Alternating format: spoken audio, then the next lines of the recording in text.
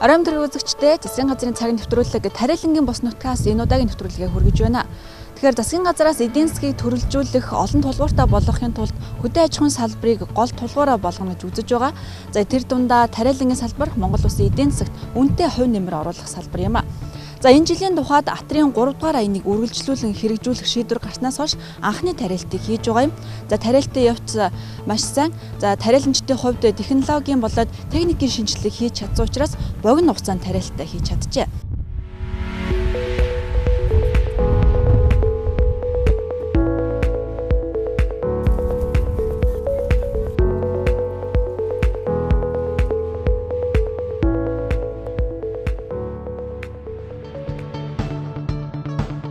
За 2008 онд Монгол Улсад тулгарсан эдийн засгийн хүндрэлтэй үеийг даван туулахад хөдөө аж ахуйн салбар хамгийн том дэмжлэг болж байсан.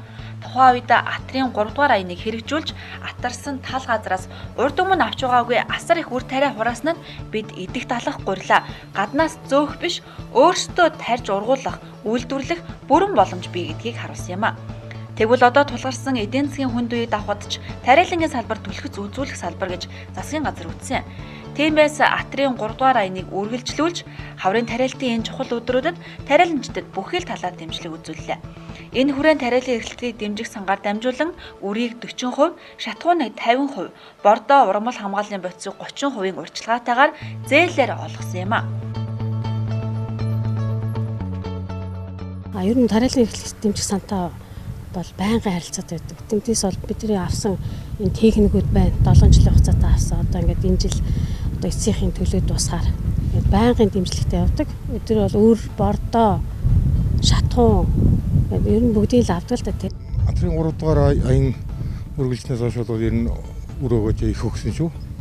Нэг их хэсэг одоо гадар тариал бас уналтанд орж ирлээ шүү дээ. Тэгээ 3 дугаар Атрын 3 дугаар аян эхлээл бас гадар тариал бол бас сайхан боллоо. Тариалан эрхлэлтийг дэмжих сангаас бол тариаламжтыг маш сайн дэмжиж байгаа. Түлш, үрийн будаа, одоо хор гэрвцэд бүгдийг одоо яамнаас 30% өөрчлөлтөөр энэ жил олгосон. Ер нь жил болгон л олгодог. Цаашдаа бид нар энэ тариаламж нараа нэг дэмжиж байгаад ямар ч байсан дандаа хүнээс гуугаад байхгүй хөлдөр нь босгох энэ арга хэмжээг засгийн газрын нөгөөс хэрэгжүүлчих юм бол энэ улсууд манаас өөрсдөө ингээд аваад монголчуудын хүнсийг бэлдээд явах нь бүрэн болцоо боломж нь бол байна.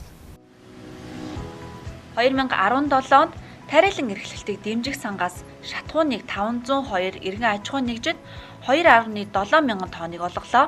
За үрийн буудааны хувьд 5.3 мянган тонныг, ургамал хамгааллын бодисыг 58 тонныг, эрдэс бордоог 2.9 мянган тонныг одоогийн байдлаар олгоод байгаа юм а.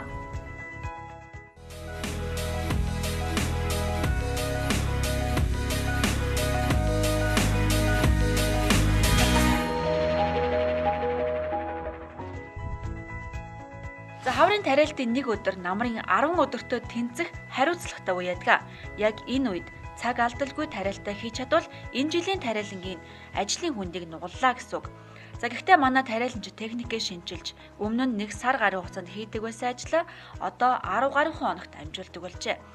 Тариалангийн салбарт ашиглагддаг өндөр үнэтэй тоног төхөөрөмжийн гайлын татварыг тэгэлсэн техник худалдаж авахт нь зээл олгож байгаа нь чухал дэмжлэг байсныг тариаламжид онцолдог юм. За энэ бол Атрын аяныг гол зорилго байлаа.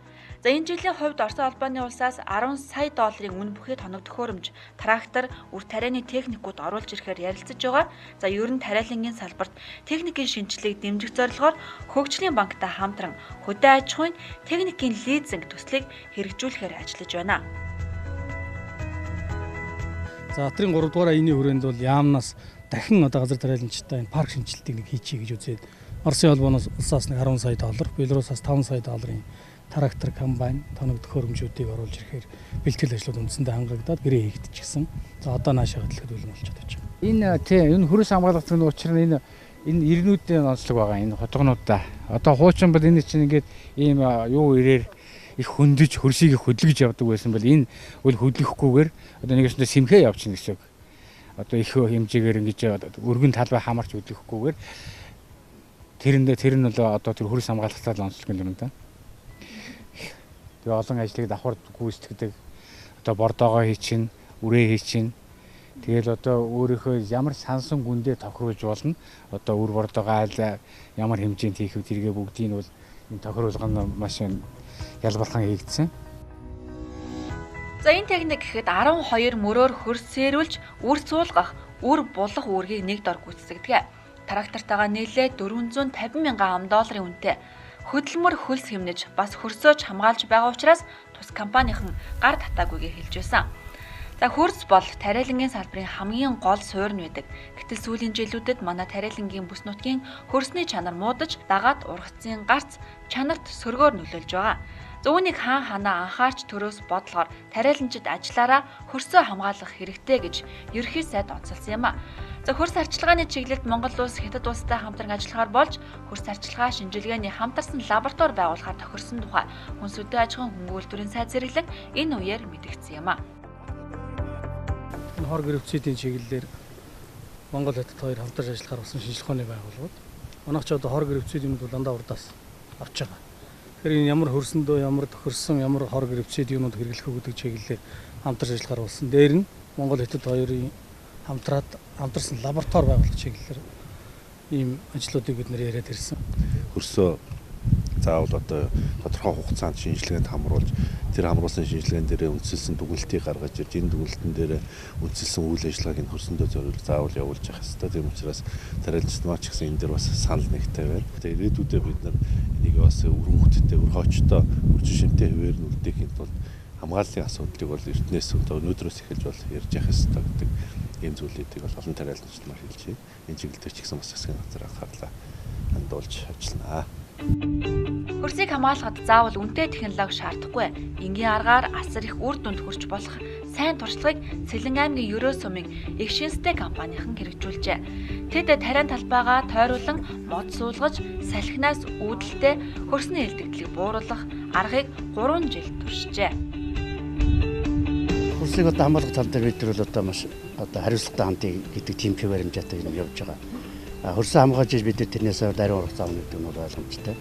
Тийм утгаар бид нар одоо хөрсөнд чухнууд ямар одоо эрдэс бодис юу дутагдж байна тэрийг нийлмэл бордоогоор одоо нөхөж хийж хөрсөө хамгаалах.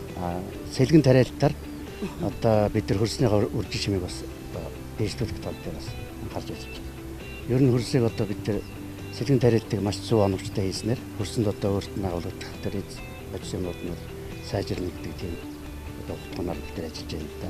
Хөрс хамгаалах тал дээр одоо малын бэлчээр энэ тариалангийн хөрсний асуудал дээр одоо эрдэм шилгэрийн байгууллагатай хамтрахгүй бол энэ маань эргээд одоо цөлжилт үүсгэх гаагаас хургацсан хэмжээг одоо эрс багсгах ийм зүйл байна л да. Тэгэхээр эх 4 жил засгийн хөлөөсний хөтөлбөр тусгаад хэд хэдэн ажлуудыг төлөвлөж явж байна. Нэгдүгээр бид нэр хөрсөө хамгаалъя. Хоёрдугаар Сэлэнгийн аймгийн бэлчээр тохирсон малтай болё. Энэ Сэлэнгийн аймгийнхаа бэлчээр тохирсон малтай болоод энэ малаа эрчимжүүлэн хөгжүүлье.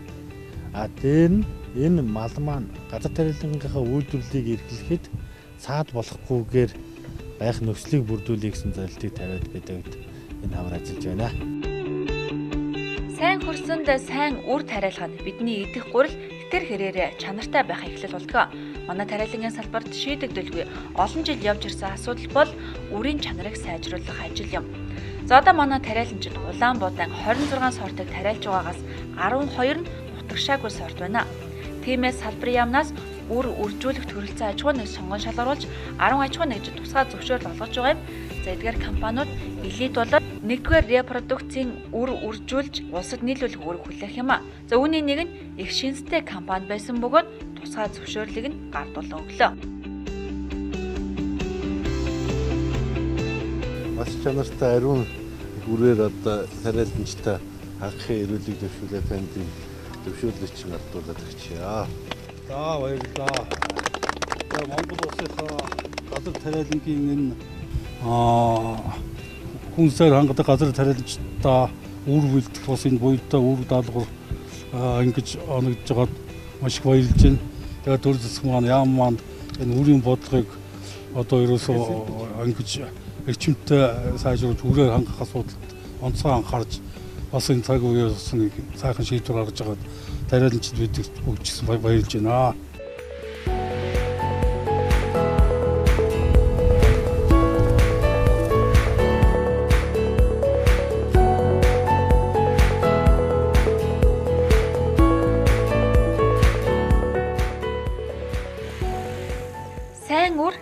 гурилын эхлэл. Гэвч манай тариаланчид ургацынхаа хэмжээнд гол анхаарлаа хандуулж чанарыг орхигдуулж ирсэн дутагдал бий. Өнгөрсөн он гэхэд тариаланчид гурил үйлдвэрлэлд 292.4 мянган тонн буудаа нийлүүлсэн. Үүний 11.3% л стандарт 1-р ангилалд тэнцсэн. Үлдсэн хэсэг нь 2-оос 4-р ангилалд орсон юм.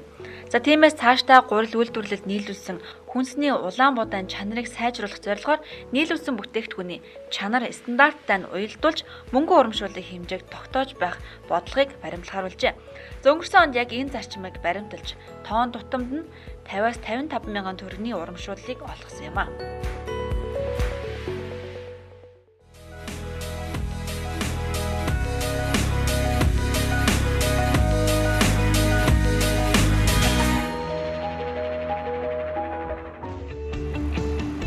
За Улаанбаатарын тариалт ерөнхийдөө дуусах шатандаа орсон бол төмс хүнсний ногооны тариалт 10% үргэлжилж байна. Энэ жил 23.6 мянган гад төмс хүнсний ногоо тариалгаар төлөвлөсөн байгаа юм. За тариалангийн салбарын хамгийн хүм хүч шаарддаг салбар нь төмс хүнсний ногооны салбар байдаг. За тиймээс тариаланчид маань дан дангаараа биш хоршоо нөхөрлөл бүлгийн бүтцээр ажиллах нь зөв гарч болдгоо. Ерөнхий сайдын танилцсан Орхон аймгийн Жаргалан сумын хангал ногоочдын бүлэгм нь Засгийн газрын захилгаар Швейцарын хөгжлийн агентлагаас 5 сая швейцар франкийн санхүүжилт авч чадсан. За энэ бол бүлэгмээр ажиллахад санхүүжилт олж авах бүрэн боломж байдгийн нэг жишээ юм а. Одоо энэ бүлэгт 16 өрх хамрагдаж 40 гаруй га эргэлтийн талбай төмс хүнсний ногоо тариалж байна. Өөрийн хаанаас авсан бэ? Өөрийн юугаас энэ Монгол ногоо төслийнхэн Голландаас оруулж ирсэн. Манайх бас Монгол ногоо төслийн нэг салбар нь авах гэж 60 сум. Тэгээ бас манайхаа амрагч ажилладаг. Тэгээд Монгол ногоо төсөл бас тослон зүйнд үзүүлэх бид өрийг нэгсэн жураар бид төвж байгаа. Бид нар нэгсэн жураар аваад энэ сумынхаа ногоошд ацааж өгж байгаа. Бас нэг үнэн дээр нь бас дамын үнэ орчихгүйгээр яг үнээр нь ацааж өгч байгаа. Одоо жижиг аврын трактор хэрэгтэй байна. Бид нар одоо энэ Оросын тракторууд ч одоо бүр явхаач байлаа, сэлбэгэн жолтгоо байлаа. Бас их хүнд байна. Манай засгийн газар Оросын холбооны улс Украин гэх мэтчлэн улсуудаас энэ эдгээр улсуудын хувьд бол энэ хөдөө аж ахуйн техник тоног хөрөмж талдаа бол маш одоо арин баялаг юм туршлагатай улсууд шүү дээ. Тийм учраас эдгээр улсуудаас хөнгөлөлтөө зээлийн хүрээнд энэ новаачтай зориулсан техник тоног хөрөмжийг бол оруулж ирэхэд ярьж байгаа. Оруулж ирсэн тохиолдолд бол яг тэр одоо зээлийн нөхцлөөр энэ тариалан эрхлэгч нартаа ногооч нартаа олгох юм бол эднэрт маань илүү их дэмжлэг тусцаа болох юм болцоо боломж бол бий. Тэгээ Атрын 3 дугаар аяны хүрээнд энэ жил бас нэг онцлог нь бол хүнсний ногоо үйлдвэрлэлийг дэмжих бодлого баримтжилж байгаа. Энэ чиглэлээр бол хүнсний ногоо үйлдвэрлэл эрхлэгчтэй өмнө нь олгодгүй байсан Улаанбаатарын тариалан эрхлэгчдэд олгодог байсан дэмжлэгийг олгож эхэлж байгаа. Шатхууны дэмжлэг, үр техник технологийн дэмжлэгүүдийг оруулж ирж байгаа. Оросын холбооны улсаас бид 10 сая долларын трактор комбайн хүнсний ногооны зориулалтад тоног хөрөмжүүдийг энэ 6 сард багтааж оруулж ирэх гэж байна. Үндээсээ бас бид хүнсний ногоо үйлдвэрлэл эрхлэгчтэй бас дэмжлэг үзүүлнэ гэж тооцоолж байгаа.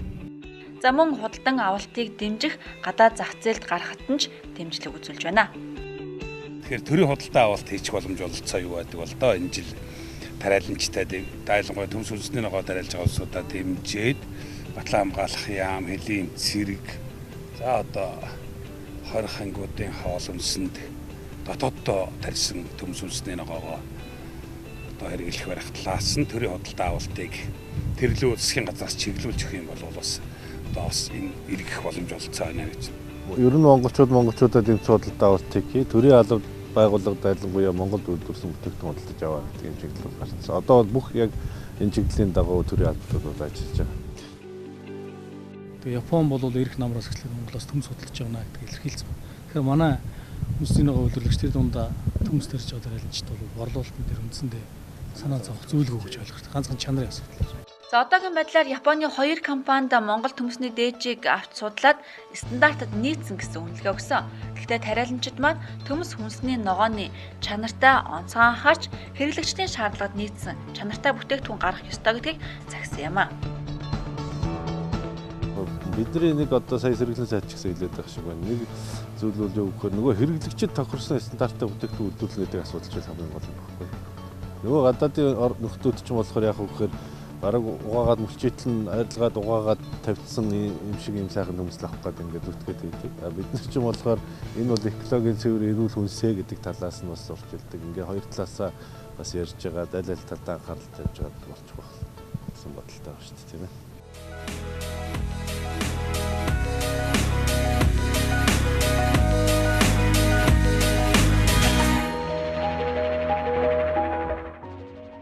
Монгол улс 1959 онд атар газрыг шинжлэх ухааны үндтэйгээр ашиглаж эхэлсэн. Тал газар тариа ургуулж хөдөлмөр бүтээлийг үр шимээр улс орноо дотоодын бүтээгдэхүүнээр хангаж эхэлсэн түүх эндээс ихтэй. За газар тариалан гэдэг бол жинхэнэ хөлсөө гаргаж хүртдэг хөдөлмөрийн талбар. Харин одоо энэ талбарт ажиллах залуу боловсон хүчнийг шинээр бэлтгэх зайлшгүй шаардлага тулгарч байгаа юм а. За болсон хүчний хувьд бол бас л хүндтэй. Энэ манай газар тариалангийн салбарын ер нь өөрсдийнхөө бор зүрхээр л одоо ажиллаж амьдарч байгаа.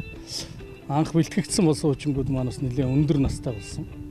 Энэ чиглэлээр бол бид бас энэ хөдөө аж ахуйн их сургууль, за гадаад дотоодын ихтэй сургуулиудад энэ хөдөө аж ахуйн салбарын мэргэжлийг болсон хүчин бэлтгэж онцгой анхаарч байна. Саяхан хятад бас айлчилсан.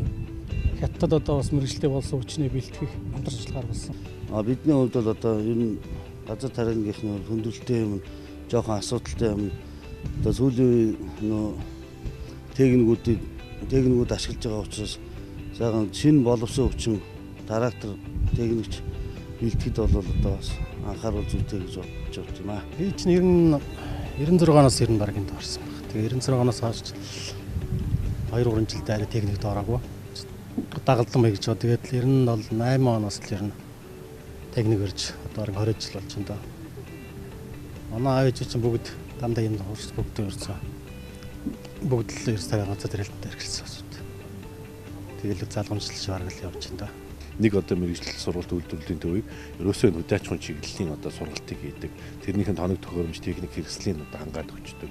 Нөгөө хэсэг нь одоо уул уурхайн чиглэлийн хийдэг одоо мэргэжилтний бэлддэг. Тэрнийхэн тоног төхөөрөмж нь тэр мэргэжлийн сургалт үйлдвэрлэлийн төвд нь байдаг гэдэг ч юм уу тийм. Тэгэхгүйгээр өнөөдөр яг мэргэжлийн сургалт үйлдвэрлэлийн төв болгон л одоо өсчин тоогооч нарийн бовчин бэлдээд байх юм бол өнөөдөр яг шаардлагатай мэргэжилтэн бэлтгэх болцоо боломж нэгдүгээр бас хомс болох гэдэг. Хоёрдугаарт яг үгээр бас сонирхлыг төрүүлэх, хөдөө аж ахуйд ажиллах сонирхлыг төрүүлэх асуудал. Хөдөө аж ахуйд ажиллах сонирхол гэдэг нь маань мэдээж одоо энэ хөдөө аж ахуйд ажиллаж байгаа хүнд өөрт нь одоо ямар хэмжээний одоо ашиг тус дэмжлэг тусалцаа ирэх юм гэдэг энэ зүйл дээр үндэслэн сонирхол тэнд бий болно шүү дээ. Тийм учраас яг үгээр хөдөө аж ахуйн чиглэлийн одоо үйл ажиллагаа эрхэлж байгаа улсуудад дэмжлэг болох шийдвэрийг засгийн газраас гаргасан.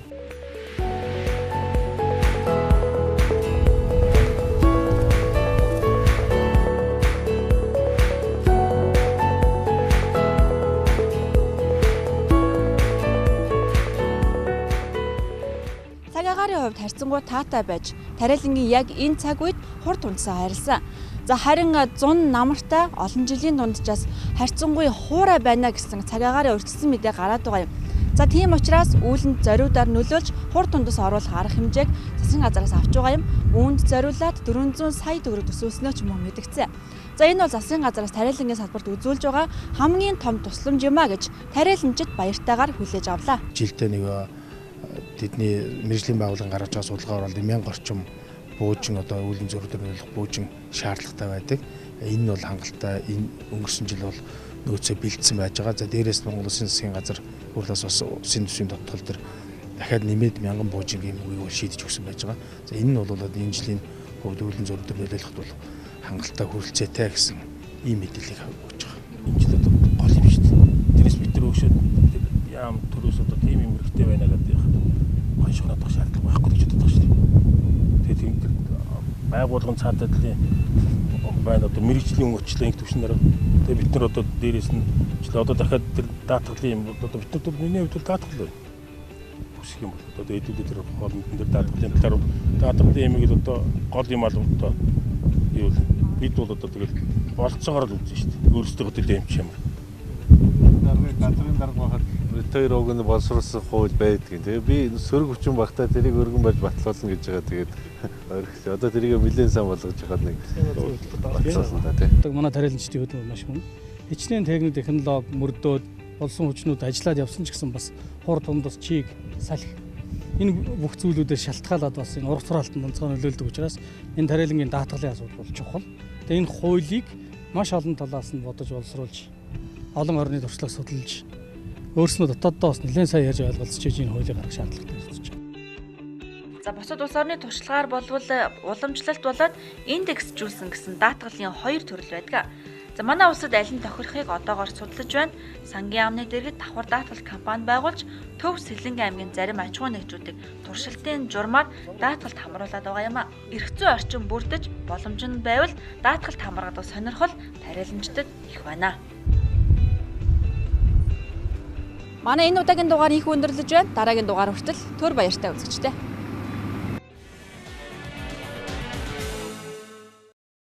Иргэн та Монгол улсын засгийн газраас гаргаж байгаа шийдвэрийг захим орчинд дараах хаягуудаас цаг алдалгүй шуурхай хүлээн аваарай. Засгийн газрын албан ёсны вебсайт Засаг цэгийн Facebook орчинд Монгол улсын ерөнхий сайдын ажлын алба нэрээр, Твиттерд ерөнхий сайдын ажлын алба нэрээр тус хандаарай.